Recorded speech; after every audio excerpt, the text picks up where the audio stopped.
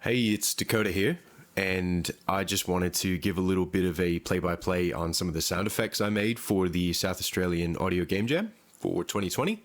So the sample we had to use is a tape deck slash VHS sound. So we've got this here. So you can see it down the bottom. It's got a few clear transients and some noise in the middle. So the first thing that came to mind was percussive elements. So kind of chopping this and putting it into a granulator, which is a Max 4 Live device. So when you play that, I had some MIDI here. I'll solo that out just so you can get an idea of what it's doing. So you can see it's sort of just playing over these transients here in a granular way. So just playing it little bit by bit. I've got the frequency all the way up in the FM to the full throttle, as well as the key and envelope. And I've pitched it up slightly just to get a little bit more of that kind of spicy sound. So instantly I have something I can work with and process down further. And I'll give you some examples. So firstly, I thought let's do sort of a ruffling effect. So just something basic, you know, sort of like vinyl crackle almost. But it got a little bit more fun. And I'll show you here. I made explosions. So we'll look at the effects chain in a second, but we've got this sound. A little dramatic. And I processed it down further and got another one, which is basically layers of these glitches and this explosion sound as well that was resampled. But I'll look at the effects chain here. So we have just a compressor to obviously bring that noise from the granulator up a little bit. We have a sub boom to kind of boost those low frequencies a bit more to get that really girthy sound. I have wider, which just gives you some stereo widening, which I've got it to 100% rather than 200. That's a little bit too much. And then just some utility to normalize it and just bring the gain up. That's how you get that really deep low end sound, that punch. This glitch sound was, let's have a look. I don't even recall what I did there. This same thing, the boom was taken down a little bit. So if you boost it all the way, you can kind of hear the similarities to what there was before. I think the compression was a little bit different as well. So I'll take that back down to 50. Got a mid glitch. Just a little bit different. That was the low one as well, which is, you can hear that in this explosion, that sort of a mismatch of everything. Bang. There's that ruffling sound. I think I just processed it down a little bit. Just normalized it with some gain. So brought it up, a little crackling noise. I call this the Radman unit, and I basically resampled this with some Trash 2 on it, which is a distortion plugin if you're not familiar. Kind of gave me Fallout 4 vibes, so I just went with that. 12-bit alarm.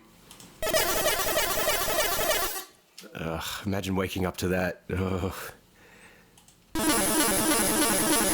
Not any better. So those are sort of my basic sound effects. I went into some ambiences as well. So plant room horror ambience. I don't know why I named this that, but I could see it. We also have glitch bit tension. So that was sort of built upon that previous alarm that you heard, but I think I just bought the bit crusher in and destroyed it a little bit. Some distortion on that one.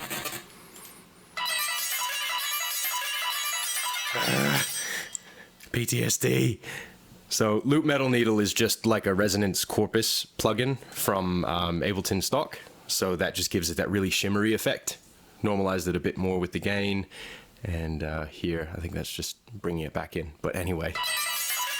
Oh, God. So you can hear similarities to the Radman unit that was processed before from the granulator.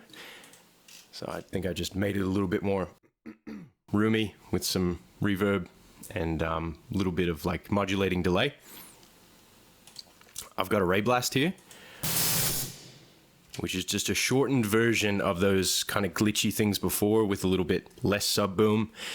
Decapitator, which is just a distortion plugin that I swear by. It's beautiful. I've got Punish on, which is that really gritty, distorted sound that you're hearing. So a longer tail on this one, you can hear some similarities to the one above it. Sub boom is just up a little bit more, so if we bring that down, it's probably going to sound, yeah, a bit comparable to the previous one. Just a single ray blast, kind of sounds almost rifly. A bit more low end. I've got a transient shaper here, just to add chest pressure, but I just increased the low end a bit. The mids and highs were okay. I have another one to kind of color it as well, make it a bit more snappy.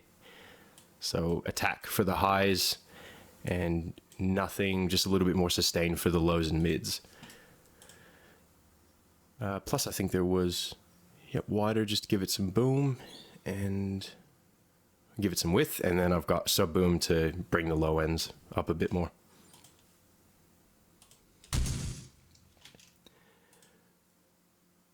So that one has a focus more on the transient as well as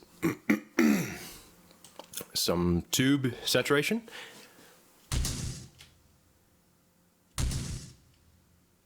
Just like a little bit of heat added from radiator. Preamp. Got here.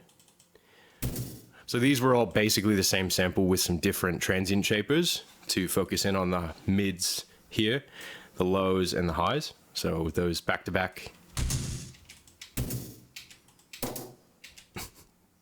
could almost use that for a bongo. With any sound effects pack, you got to have some blips. So we've got a low, medium, and high blip. There we go. Satisfying. And there we have it. That's basically my little collection of sound effects that I made from this tape deck sample, which was just that. So it was a really good time. The song that John Osman and myself made was quite fun as well. It was really, very different to what you're hearing here. These are all just kind of sound effects that came to mind, just with a little bit of processing, and hopefully people can use it and it'd be helpful. So thanks for tuning in.